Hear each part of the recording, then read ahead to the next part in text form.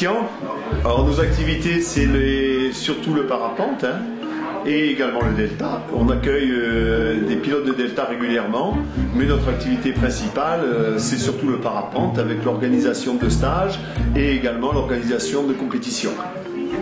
Vous avez plusieurs sites de décollage sur Saint-André?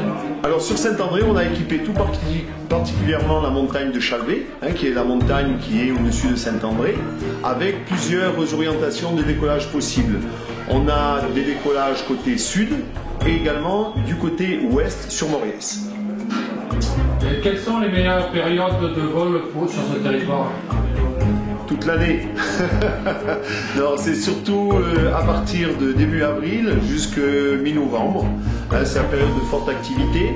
Le printemps est excellent dans le sud-est de la France, c'est connu. Et également l'automne. À partir du mois de septembre, octobre, ce sont des conditions qui sont traditionnellement assez douces et encore avec des très très belles journées ensoleillées. Il faut de la chaleur du soleil pour que les conditions soient bonnes? C'est quoi la base du... Alors tout à fait. Le principe même du vol, c'est de pouvoir donc se déplacer en l'air avec des engins relativement simples comme les parapentes qui n'ont pas de moteur. Donc pour pouvoir rester en l'air, on a deux solutions. Soit on va voler avec un petit peu de vent qui en s'appuyant sur les montagnes vont créer un effet dynamique et on va voler un petit peu comme les mouettes sur le bord de la mer. Et aussi, ce qui est chez nous notre spécialité, c'est le vol en thermique, c'est-à-dire les colonnes d'air chaud qui vont déclencher au niveau du sol quand le rayonnement solaire est suffisant et qui vont nous entraîner à de grandes altitudes quand les conditions sont bonnes. C'est les ascendances. Tout à fait, ce sont les ascendances d'air chaud. Alors chez nous, assez communément dans la vallée du Verdon, on monte aux alentours de 2500 mètres à 3500 mètres. Le centre aérobus de Saint-André-les-Alpes est reconnu sportivement et plusieurs compétitions ont eu lieu sur le site de Chalvet. Pouvez-vous nous présenter en quelques mots la compétition qui se déroule en ce moment? Tout à fait, donc c'est une très belle compétition. C'est une compétition qui a été programmée depuis déjà un an car elle sert de support à plusieurs événements. Le premier, c'est le British Open, c'est-à-dire le championnat d'Angleterre, couplé avec une compétition internationale, donc l'Open de Grande-Bretagne, qui se passe traditionnellement à Saint-André tous les 2 ans. Mais sur cette compétition, avec la logistique de cette compétition, on y a adjoint la pré-Coupe du Monde qui nous sert de rodage au niveau logistique à la Coupe du Monde que nous allons organiser l'an prochain sur Saint-André au mois de septembre. Quels sont les avantages du site de Chalvet? Alors, le site de Chalvet a plusieurs avantages. Bien sûr, la qualité de son aérologie qui fait qu'on peut faire des parcours très intéressants en compétition.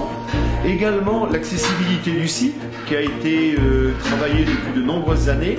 Donc une route goudronnée, des accès au décollage confortables, des beaux décollages, toute orientation. Ce qui fait que ça crée en fait un contexte très favorable à la pratique du vol libre et en particulier du parapente en compétition.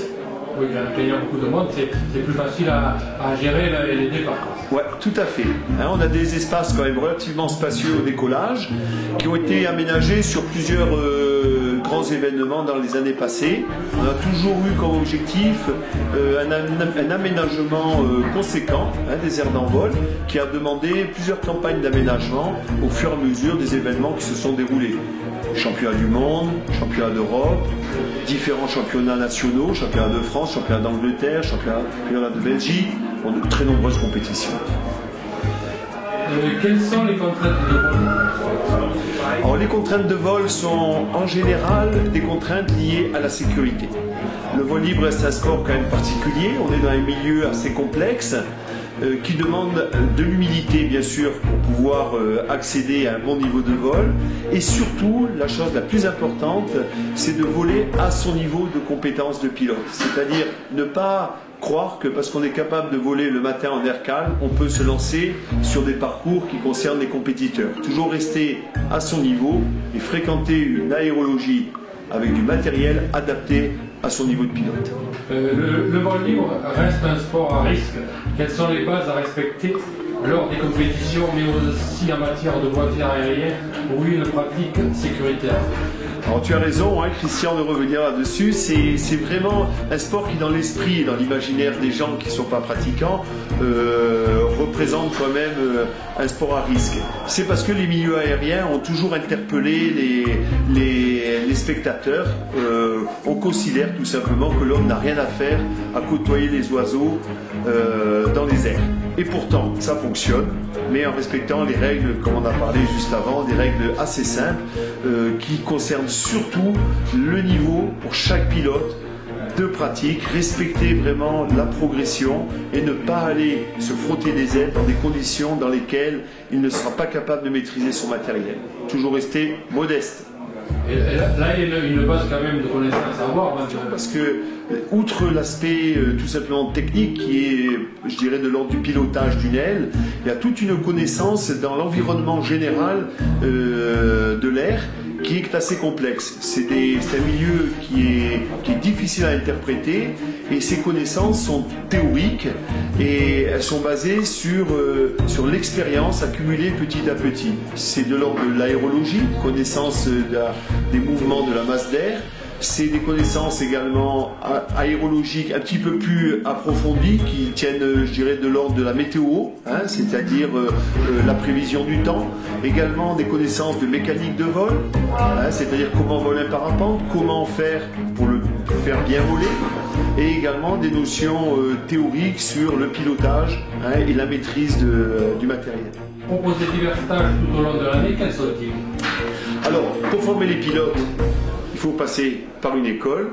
Donc les écoles en général, et nous en particulier à Saint-André, on propose des stages à différents niveaux. On commence en général par des stages d'initiation, qui sont des stages de 5 jours, durant lesquels les apprentis pilotes vont apprendre les gestes de base au niveau pilotage, et également les connaissances théoriques qui vont leur permettre de faire durant la semaine un entraînement sur des petites pentes, sans aucun danger, puis ensuite passer dans des séances de grand vol sur la montagne de Chalvet, pendant lesquels ils vont donc répéter des vols en autonomie, seuls sous leur voile, guidés par un moniteur à la radio au décollage et à l'atterrissage. Stage d'initiation, et ensuite on propose des stages de perfectionnement durant lesquels les pilotes vont accéder à des niveaux de vol un peu différents, c'est-à-dire le vol en thermique, le vol en dynamique, et également répéter les vols simples pour accéder à l'autonomie réelle du pilote et passer le brevet de pilote.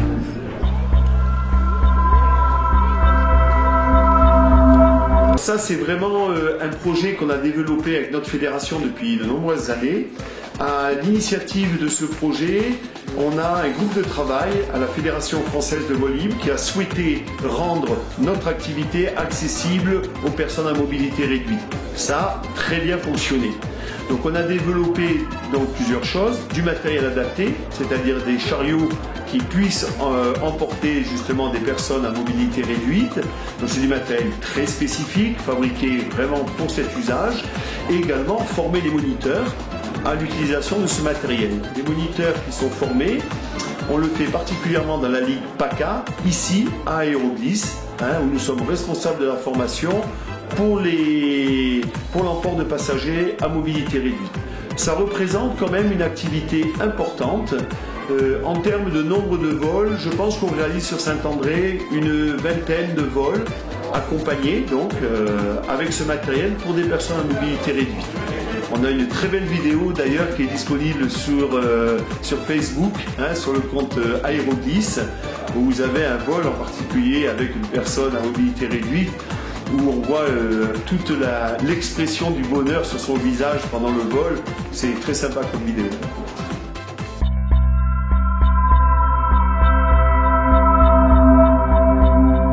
Très bien organisé avec nos collègues anglais. Nous, on avait préparé, je dirais, la réception sur le site pour la compétition dans les meilleures conditions qu'on a essayé de mettre en place, et on a été surtout servi par une très belle météo.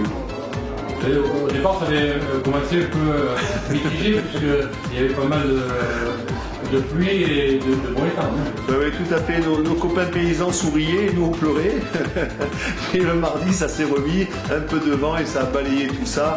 Très belle fin de semaine et des très belles manches. Toutes les manches ont pu être valides. Tout à fait. Nous avons pu réaliser 4 manches validées sur 7 jours de compétition, ce qui est très au-dessus de la moyenne habituelle qui tourne autour de 30 à 40% de journées volables dans les compétitions de ce niveau-là.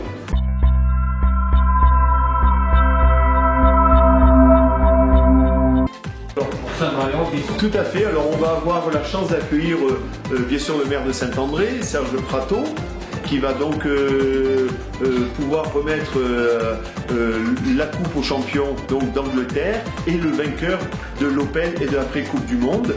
La remise des prix sera ce soir à 19h et je pense que le public sera nombreux parce qu'on a prévu une petite fête après.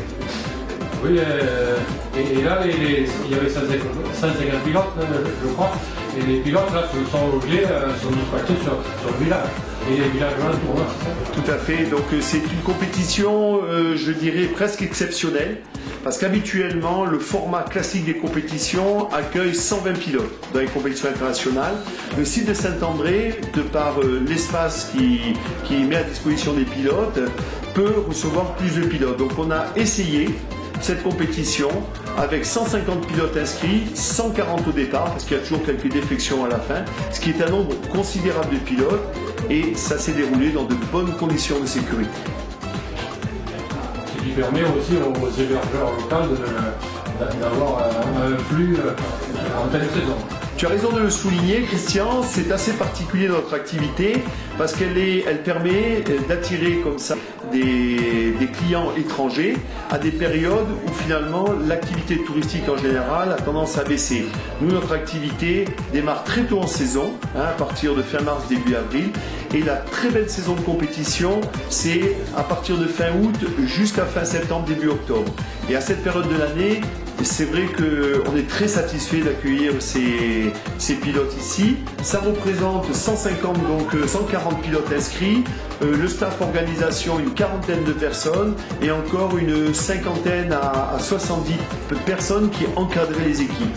Donc il y a plus de, je dirais, 300 personnes qui étaient là cette semaine, qui étaient venues pour cette compétition. Cette compétition. Ouais. C'est différent plus pour notre territoire. Tout à fait. Et ce sont des personnes ravies d'avoir passé la semaine ici, ce qui est quand même très important pour l'image du pays. Oui, puis l'ambiance reste souvent très très conviviale. Les gens sont abordables et voilà. Ouais, c'est une ambiance très sportive, pas particulièrement jeune. La moyenne d'âge des pilotes tourne autour d'une quarantaine d'années. Il y a des très jeunes, d'une vingtaine d'années, mais il y a également des pilotes d'expérience. Et ce sont des gens qui cherchent particulièrement une ambiance conviviale, qui trouvent vraiment bien ici dans notre région. Je vous remercie. C'est moi, c'est sympa.